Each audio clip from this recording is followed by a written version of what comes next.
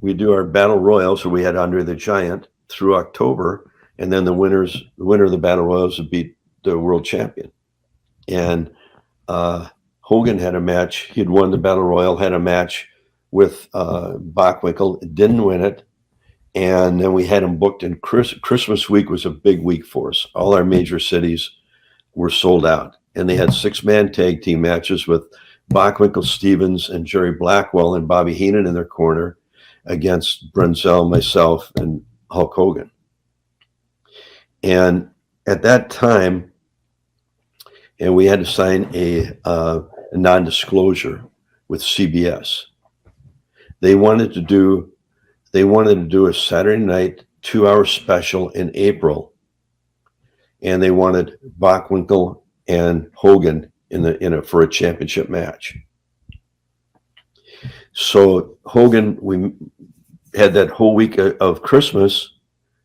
Hogan had gone to Japan right after our last battle royal in Phoenix, and he didn't show up in St. Paul that night. And my dad had got a letter 2 days before from Tampa, Florida. It said, "I'm not coming back." Signed Hulk Hogan. And Vern looked at the letter and he said, "Oh, Tampa, Florida." I mean, he knew Hogan was living in Minneapolis at the time. He said, "It's Eddie Graham." They were always pulling jokes on each other. So he just threw it away. And then Hogan didn't show up. So I called him after the St. Paul. I said, "Hey, man, what are you doing? Why didn't you show up?" "Well, I'm going to go work for the WWE starting in January." I said, "Well, business isn't done that way. There was, in wrestling, it was always your handshake was your contract. Nobody ever broke that till Hulk Hogan broke that. He didn't show up for those. And then what McMahon did, he started picking off our talent in the AWA. Nobody was under contract. And he kept hitting us because he needed those big markets to make what he was trying to do work. And, the rest was history.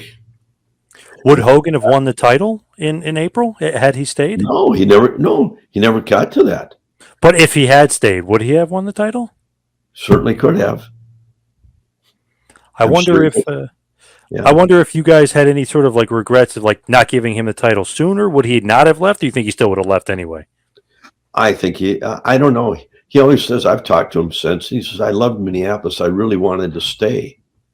But Vince had, he told me that Vince was paying him more money to miss the towns than what he would have been there.